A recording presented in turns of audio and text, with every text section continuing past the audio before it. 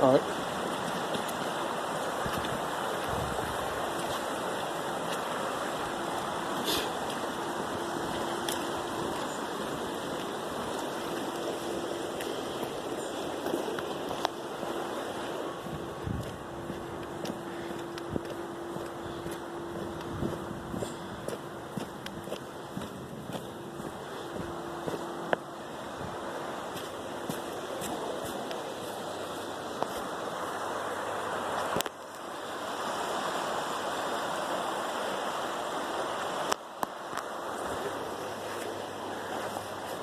Well, alright comic book collectors, and welcome to Sheffield.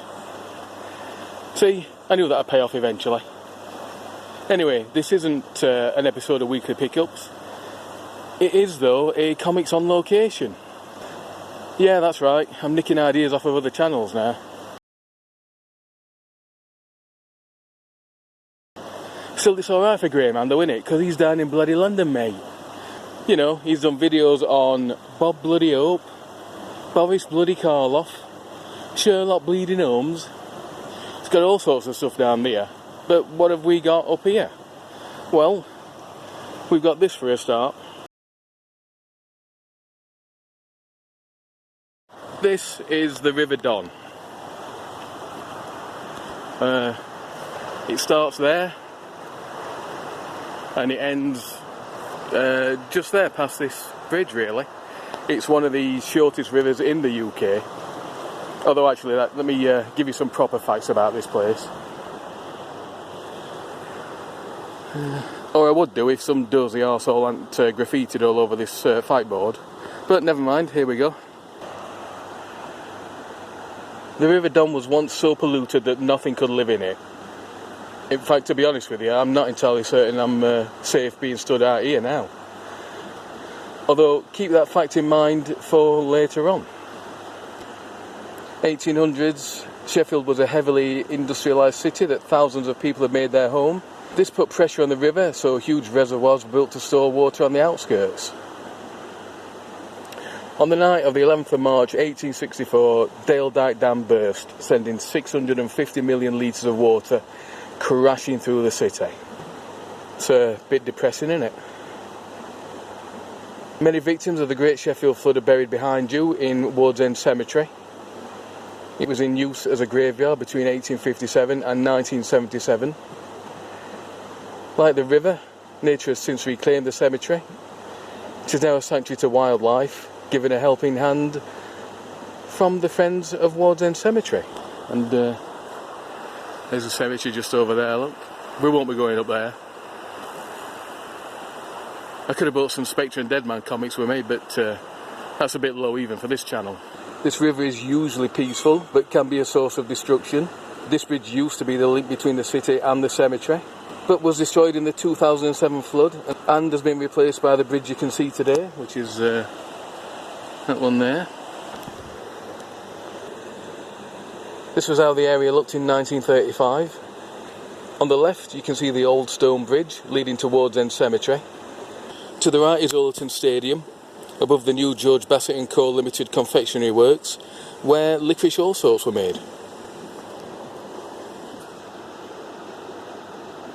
So there you have it, the River Don. But what comics have brought me here? Well, here we have Swamp Thing number 118 and Swamp Thing number 120. And it's at this point where inside the house, where it's warm, cosy and comfy me, will take over.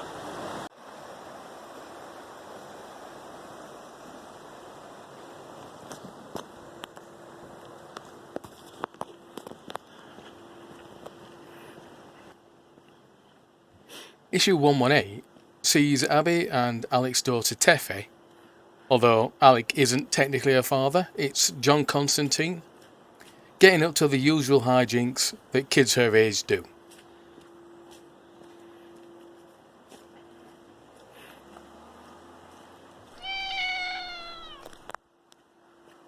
Like most parents, they're not entirely sure what to do with their kid, so Alec goes to consult with the Parliament of Trees. At this point, he's not exactly welcomed with open arms either. or twigs in this case. But he does put his case to the trees, and fortunately someone steps forward to help. This is the first appearance of the character called Lady Jane. Issue 120 sees Abby and Alec arguing, as Abby's unhappy with the fact that an elemental is managing their child. To make Abby more at ease with this elemental, he forces her to eat one of the buds from Lady Jane's body. Abby then hallucinogenically experiences Lady Jane's life.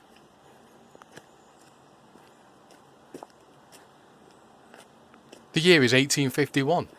The place is the county of South Yorkshire, England. My name is Alicia Houston, and this is the first day of my descent into hell. Soon I shall be gone, taken away from this place, the house where I was born, where I was married, where I was delivered of my first child. Gone, never to return. It's not fair. None of this was my doing. It was all his fault. The first year was blissful. I stayed at the family croft while Alistair kept a room in town to be close to his work. Our time together was precious and heavenly. Shortly after Ruth was born, things began to change. There was a scandal at the bank, and Alistair soon lost his position and the apartment in town. Our time together became less and less blissful. He soon fell in with a bad crowd, fellows with silver tongues and an endless stream of money-making schemes.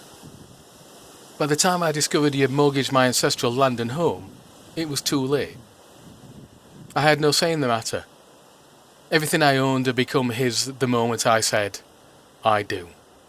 Pastor Lovejoy told me I shouldn't fear going to Sheffield. He says God looks after those women who have faith in their husbands. Faith. One must keep one's faith, regardless, or one is lost. Sheffield is hell. I hear London is 1,000 times worse. Yeah, that's true. But I do not live in London. I live here.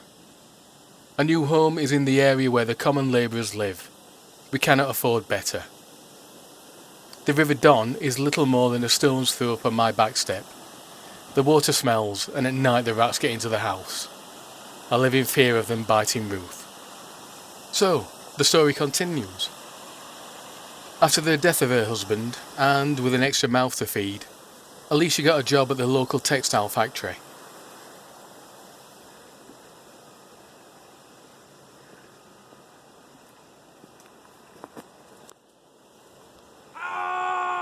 She did move up the corporate ladder somewhat though, and ended up being the boss's secretary. Still, sometimes people need to do whatever they have to do to make ends meet. This does unfortunately lead to the inevitable. Although the boss will help her, won't he? Well, again, when needs must.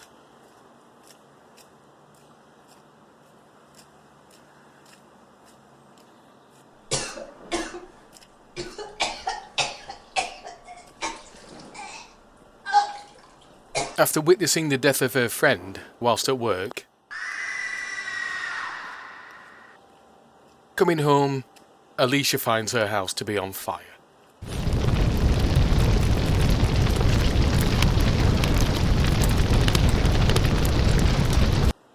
She rushes in to try and save her children, but engulfed in flames, she throws herself into the River Don.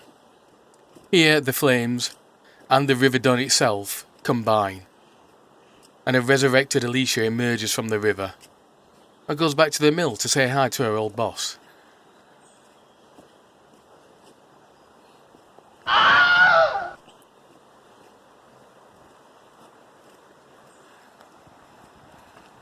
I understand so much more now.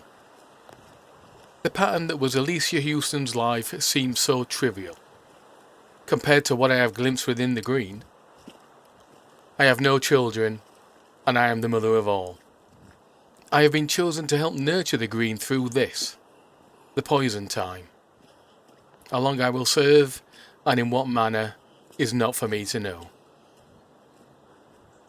And so is born Lady Jane, partly thanks to the River Don.